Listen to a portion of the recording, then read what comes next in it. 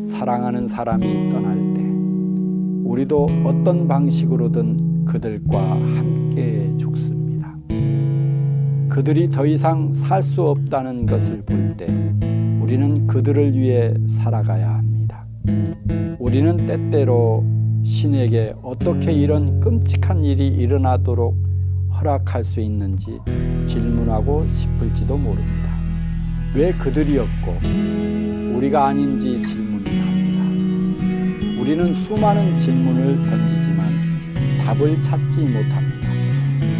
우리는 그저 고통 속에 머뭅니다.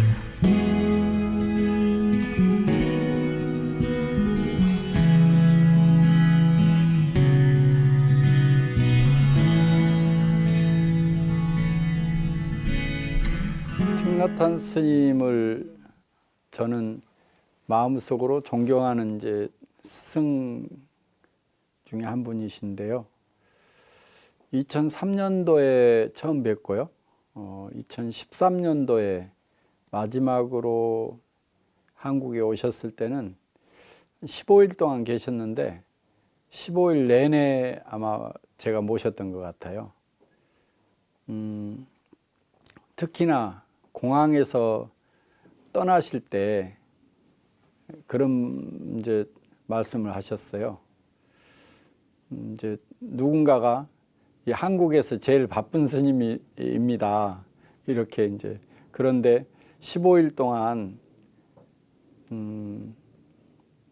오로지 틱 나탄 스님만 모셨습니다. 이렇게 저를 이제 뭐 칭찬처럼 이야기를 하니까 틱 나탄 스님이 일주일에 하루는 게으른 날을 만들어라.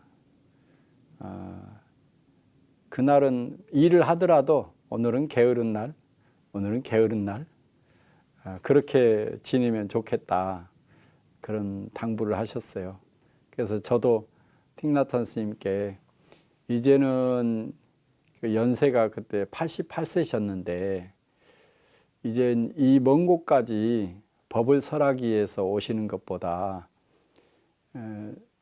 프랑스 프롬빌리지에 계시면서 이제 사람들이 찾아오면 법문을 해주셨으면 좋겠습니다.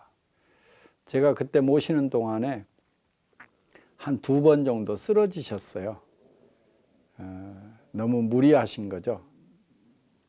그래서 이제 그런 말씀을 드린 적이 있는데 아무튼 마음의 스승으로 모시고 또 정말 그때 그런 것 같아요. 걷는 것부터 다시 배운 것 같아요. 같이 걷다가 자꾸 내가 빨리 걷는 거예요. 그래서 멈춰서 스님을 봤더니 스님이 한 발 한 발 걷는 거예요. 그러면서 한 발을 걸을 때마다 그곳에서 온 마음 다해서 그 자리에 있는 거죠. 저는 스님께서 저기를 목표로 가시는구나. 마음이 조금 틈새가 있어서 앞서니까 자꾸 내 발이 빨라지는 거죠. 그래서 어느 순간 발을 맞추고 호흡을 맞추고 그런 순간 마음이 탁 맞아질 때가 있었어요. 그때 서로 보고 빙긋이 웃었던 그런 기억이 있네요. 이제 틱 나탄 스님이 이제 떠나신 지 3년 정도 됐는데 아마 이 책은 한국에 소개가 안 된 것 같아요. 한참 틱 나탄 스님에 대한 아쉬움이 많을 때인데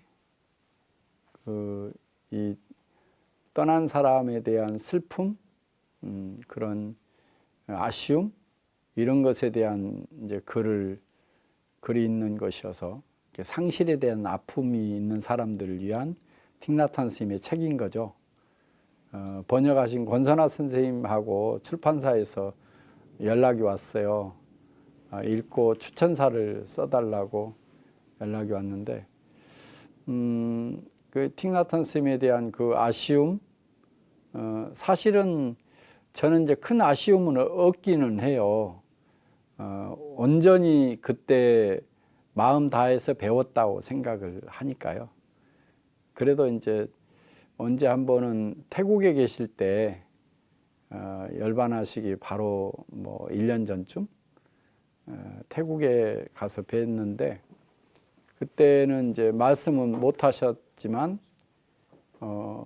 다 안다, 다 기억한다. 그래서 뭐 이제 말씀이 없어도 눈빛으로 또 마음으로 느꼈던 때가 있었거든요. 그래서 큰 아쉬움은 없지만 그래도 그 떠나고 나니까 이제 오히려 더 저 같은 경우는 떠나고 나니까 슬픔보다 그분의 가르침이 이제 다시는 만날 수 없잖아요. 그러니까 더 선명해지고 곱씹어지고 또 소중하게 생각되어진 때가 있더라고요. 그래서 상실의 슬픔이 사실은 슬픔이 아니라 더 그 떠나신 분에 대한 그 선명한 가르침, 이런 것들이 더 가깝게 다가오는 때가 있었다, 뭐 이런 말씀을 드릴 수 있겠습니다.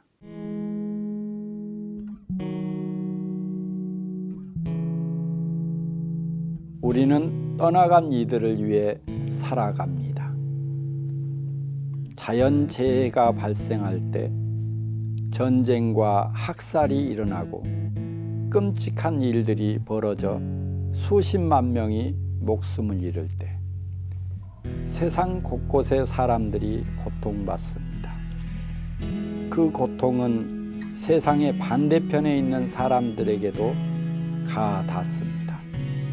그렇게 많은 사람이 죽을 때 직접적으로 관련된 사람들뿐만 아니라 우리 모두가 고통을 겪습니다.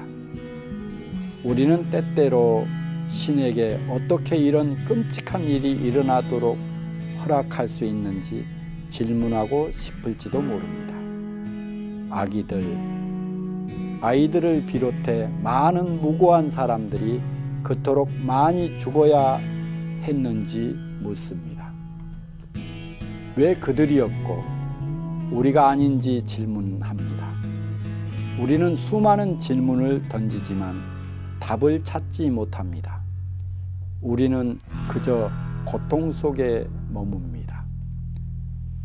나도 당신과 함께 고통을 느낍니다. 하지만 나는 수행을 합니다. 앉아서 깊이 바라보는 수행을 하고, 다른 이들이 죽을 때 우리도 또한 죽는다는 것을 봅니다. 왜냐하면 우리는 서로 깊이 연결되어 있기 때문입니다.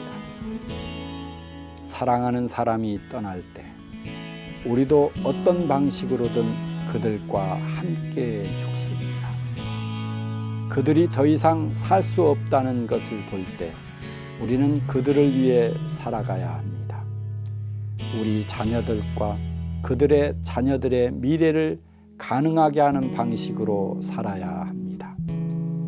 그들이 떠난 뒤에 우리가 선택한 삶의 방식은 그들의 죽음의 의미를 부여할 수 있습니다. 이것이 상호 존재의 통찰입니다. 모든 것은 다른 모든 것 안에 있습니다. 그들은 우리이고 우리는 그들입니다.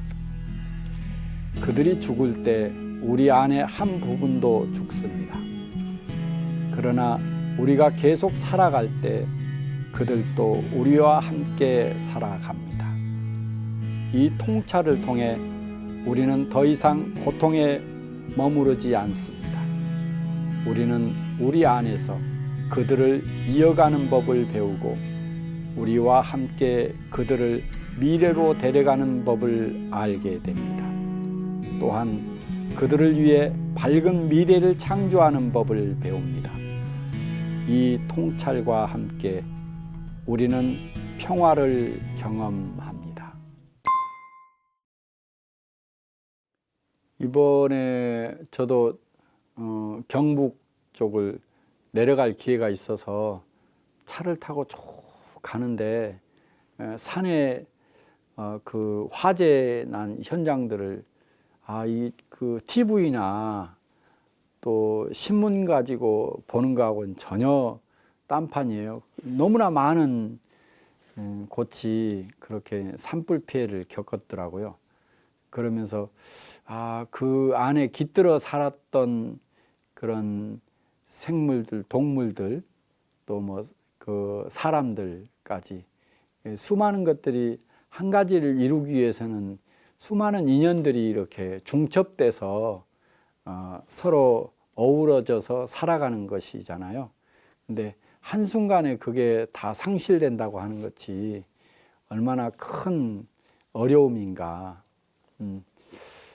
또 이제 사람들이 서로 의지해서 살다가 가까운 사람이 툭 떠나도 그 상실감은 정말 말로 표현할 수 없거든요. 이 책의 첫 구절에 폭풍우 속의 나무라는 그런 부분이 있어요.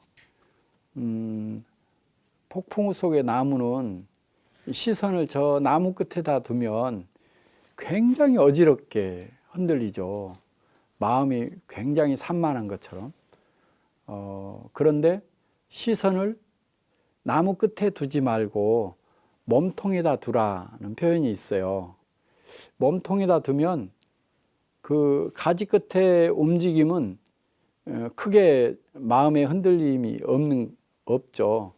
단단한 몸통과 단단하게 박혀 있는 뿌리를 생각하면 그 나무 가지 좀 꺾인다고 해도 그렇게 아픔 쪽으로 가지 않거든요. 그런 것처럼 사람이 감정이 격하거나 또 가장 큰 건 이제 상실의 아픔이죠. 뭐 부모님들이 돌아가셨거나 정말 사랑하는 사람이 떠났거나 또 아니면 자식이 떠났거나 그런 이제 그런 건 정말 큰 슬픔 같아요. 그런 상실의 슬픔이 있을 때 마음을 어디다 둘 것인가. 그 하나하나에다 상실의 아픔에다 두면 걷잡을 수가 없어요. 매일매일 과거로 돌아가기도 하고요. 또 아쉬움으로 가슴 아파하기도 하거든요. 그런데 지금 현재 여기에 살아있는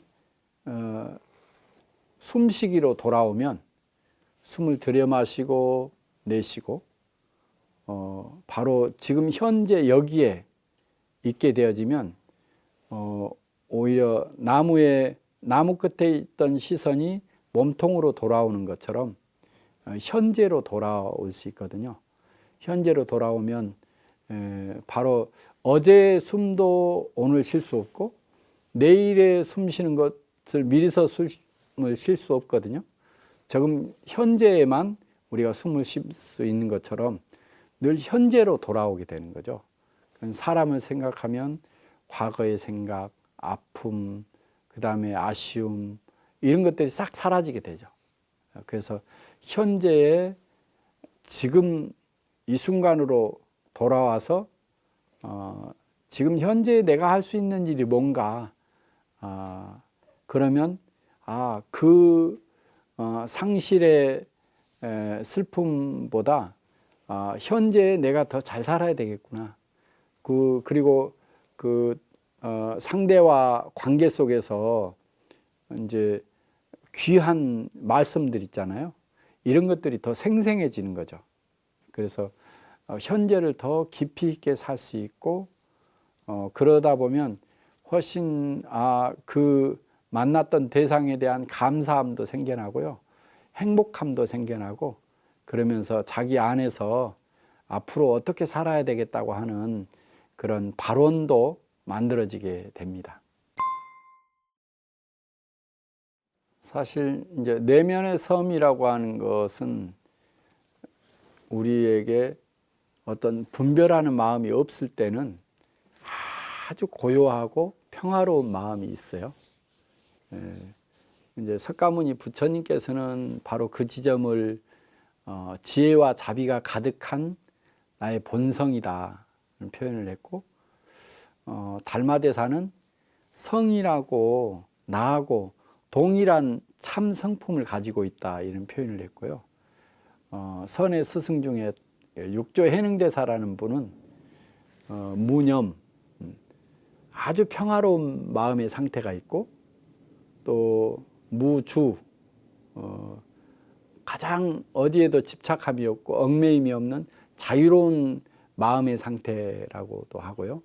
무상이라고 해서 늘 여기에 생생히 살아있는 행복한 마음의 상태가 나의 본성이란 말이죠. 한국의 조선시대 때 서산대사께서는 바로 그 본성이 밝고 신령스러운 나의 마음자리다, 이런 표현을 썼어요. 그러니까 밖으로 마음을, 또 특히나 감정이 일어났을 때 밖으로 가면 마치 나무 끝에 바람에 흔들리는 것처럼 어지럽지만, 자기 안을 돌아보는 반조의 마음으로 자기 안에 내면에 있는 섬으로 돌아오면 평화롭고 행복하고 자유로운, 바로 그 지혜와 자비가 가득한 바로 그 지점으로 돌아오게 되니까, 우리는 언제든지 이 지혜로운 마음이 다시 나오게 되는 거죠. 그리고 상대를 사랑하는 자비심으로 다시 충만하게 되고요. 법정 스님은 그래서 바로 그 자리를 텅 빈 충만의 지점이라고도 표현을 했어요. 틱 나탄 스님의 가르침은 정말 그 자비의 가르침이거든요. 한국에 정말 수많은 책들이 많이 나와 있어요. 한국에는 사실 이 대립 갈등이 심한 곳이거든요. 남북 대립 갈등이 심하고, 그러다 보니까 지역 갈등도 굉장히 심하고 정치적인 갈등도 굉장히 심해요. 그래서 여기에서 오는 그 갈등의 그 폭발이 화거든요. 이 화를 어떻게 다스릴까 하는 것이 틱 나탄 스님의 아마 2000년도 초반에 나온 화라는 책이 있어요. 그 가르침 덕분에 사람들이 그래도 화를 다스리는 법을 알게 된 것이거든요. 그래서 틱 나탄 스님의 가르침은 굉장히 그런 현재적이고, 그리고 아주 단순합니다. 그래서 이 슬픔, 상실의 아픔, 이런 사람들이 그걸 회복하는 그 지혜가 이번 책에 좀 담겨 있다고 생각이 들어요. 마음은 사라지지 않는다. 프롬빌리지를 간 적이 있어요. 가서 함께 걸었던 적이 있는데, 그렇습니다. 함께 걸을 때 뭐 여러 가지 생각이 나겠지만, 그래도 지금 현재 나라고 하는 지점은, 여기에 있는 지점은 굉장히 밝은 지점이다. 환하게 밝다. 그러니 생각이 밖으로 갔다 하더라도 다시 여기 돌아오는데 환하게 밝은 지점으로 돌아와라. 걸으면서, 우리가 걸으면서 산책하면서 굉장히 많은 생각을 하잖아요. 과거의 생각도 하고, 미래에 대한 생각도 하고, 또 지금 분별하는 마음이 일어나기도 하고, 그러다 보면 걷는 게 아니에요. 막 왔다 갔다 하는 거죠. 그런데 온전히 걷는 방법은 지금 이곳에 마음을 붙들어 매는 거거든요. 마음을 붙들어 매는데 바로 지금 이 자리가 아주 밝은 자리다. 그래서 마치 그 밤벌레들이 밝음을 향해 오듯이 나의 지금 현재가 가장 밝은 자리다.